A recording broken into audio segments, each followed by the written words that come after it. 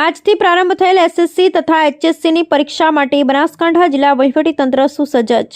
કોઈપણ પ્રકારના ડર વગર આત્મવિશ્વાસ સાથે પરીક્ષા આપવા વિદ્યાર્થીઓને શુભેચ્છા પાઠવતા જિલ્લા કલેક્ટર શ્રી મિહિર પટેલ। બનાસકાંઠામાં કુલ 107 કેન્દ્રો ખાતે ધોરણ 10 અને 12ના કુલ 79,000 કરતાં વધારે વિદ્યાર્થીઓ પરીક્ષા આપશે।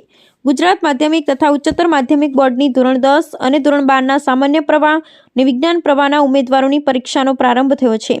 ત્યારે પાલનપુર આદર્શ વિદ્યાલય ખાતેથી બનાસકાંઠા જિલ્લા કલેક્ટર શ્રી મિહિર પટેલ, જિલ્લા પોલીસ અધિક્ષક શ્રી અક્ષરાજ મકવાણા, જિલ્લા શિક્ષણાધિકારી હિતેશ પટેલ સહિતના અધિકારીશ્રીઓએ વિદ્યાર્થીઓને ગુલાબનું ફૂલ આપી સફળ પરીક્ષા અને ઉજ્જવળ ભવિષ્ય માટેની શુભકામનાઓ પાઠવી હતી। આ તકે જિલ્લા કલેક્ટર શ્રી મિહિર પટેલે જણાવ્યું હતું કે બોર્ડની પરીક્ષામાં બનાસકાંઠા જિલ્લાના 79,228 જેટલા વિદ્યાર્થીઓ પરીક્ષામાં બેસવાના છે।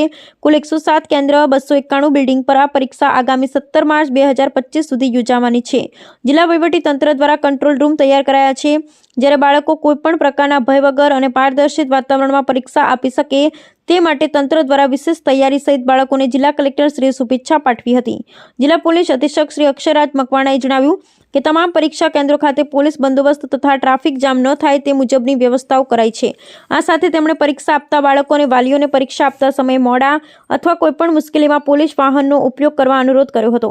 ઉલ્લેખનીય છે કે બનાસકાંઠા જિલ્લામાં ધોરણ 10ના 49,805, ધોરણ 12 સામાન્ય પ્રવાહના 24,093 તથા ધોરણ 12 વિજ્ઞાન પ્રવાહની પરીક્ષામાં 5330 પરીક્ષાર્થીઓ પરીક્ષા આપી રહ્યા છે। ધોરણ 10 માટે 184 બિલ્ડિંગ, 1789 બ્લોકમાં પરીક્ષા, તેવી જ રીતે ધોરણ 12 સામાન્ય પ્રવાહ માટે 82 બિલ્ડિંગ, 809 બ્લોક ને ધોરણ 12 વિજ્ઞાન પ્રવાહ માટે 25 બિલ્ડિંગ, 274 બ્લોકમાં પરીક્ષા યોજાઈ રહી છે। તમામ પર સીસીટીવી કેમેરાની બાજ નજર રહેશે। જિલ્લામાં ધોરણ 10, 12ના કુલ 79,228 વિદ્યાર્થીઓ પરીક્ષા આપી રહ્યા છે।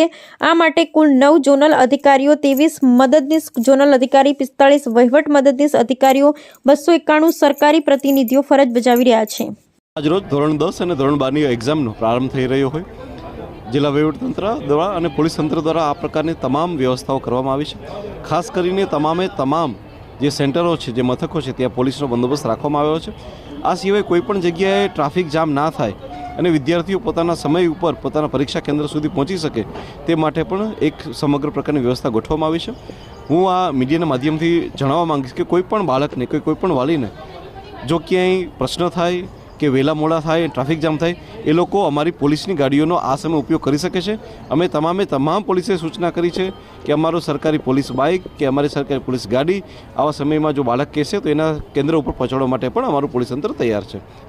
સમગ્ર ગુજરાતમાં આજે બોર્ડની એક્ઝામની શરૂઆત થઈ ગઈ છે, ત્યારે બનાસકાંઠા જિલ્લામાં પણ બોર્ડની એક્ઝામમાં 79,228 જેટલા વિદ્યાર્થીઓ ઉત્તીર્ણ થવાના છે।